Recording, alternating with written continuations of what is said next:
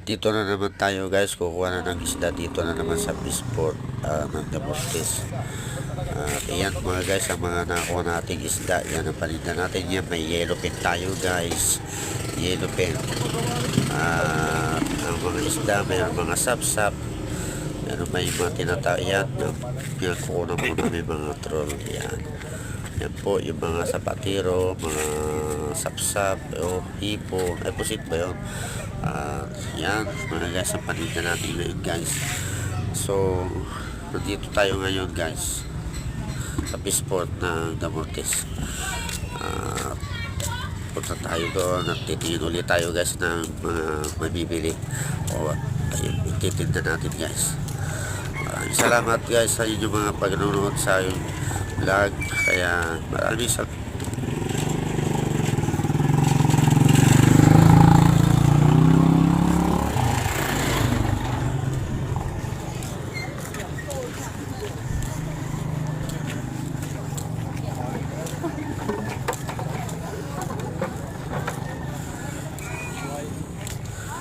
Dito na yung mga nagtitinda ng isda guys.